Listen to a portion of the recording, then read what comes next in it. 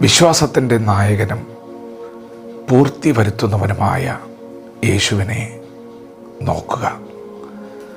തൻ്റെ മുൻപിൽ വെച്ചിരുന്ന സന്തോഷം ഓർത്ത് അപമാനം അലക്ഷ്യമാക്കി ക്രൂശിനെ സഹിക്കുകയും ദൈവസിംഹാസനത്തിൻ്റെ വലതുഭാഗത്തിരിക്കുകയും ചെയ്തു.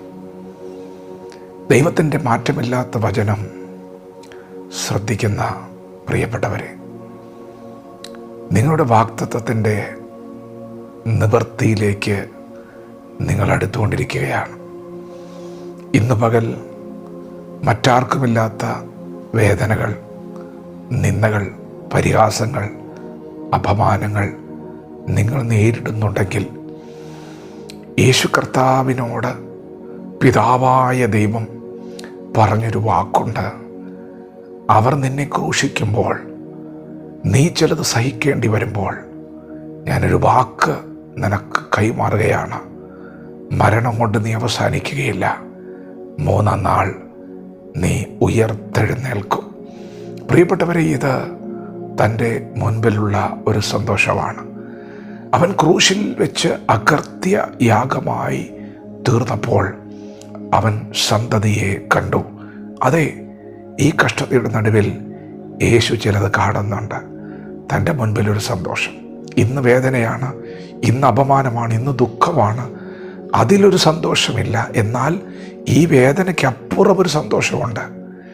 ഈ വേദനയ്ക്കപ്പുറം ദൈവം എനിക്ക് ചിലത് കരുതി വച്ചിട്ടുണ്ട്. അതേ പ്രിയപ്പെട്ടവരെ, ഈ വേദനയ്ക്കപ്പുറം ഒരു സന്തോഷമുണ്ട്.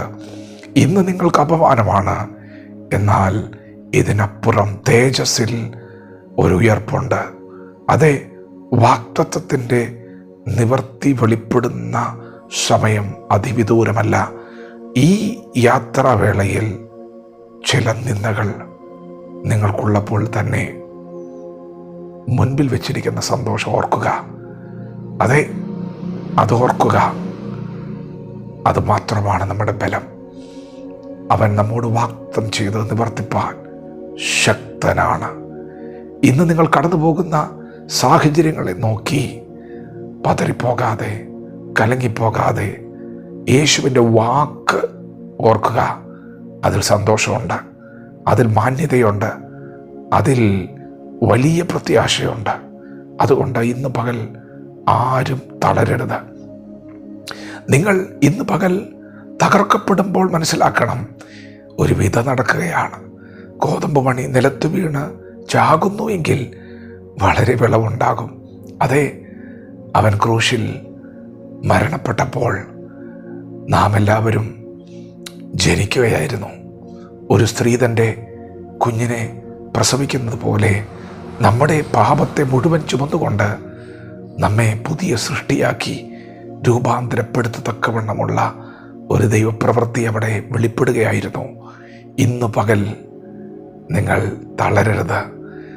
നിങ്ങൾ കരയുമ്പോൾ വിധ നടക്കുകയാണ്. നിങ്ങൾ ഞെരങ്ങുമ്പോൾ വിധ നടക്കുകയാണ്. വിധ നടന്നിട്ടുണ്ടെങ്കിൽ ഒരു കൊയ്ത്തുണ്ട്. ഇന്ന് പകൽ നിങ്ങൾ കരഞ്ഞതിൻ്റെ കൊയ്ത്ത് വരുന്നുണ്ട്. ക്ഷമയോടെ കാത്തിരിക്കുക. മുൻപിൽ വെച്ചിരിക്കുന്ന സന്തോഷം ഓർക്കുക. ദൈവം നമ്മെ ഓരോരുത്തരെയും ഈ പകൽ അനുഗ്രഹിക്കുമാറാകട്ടെ. ആമേൻ.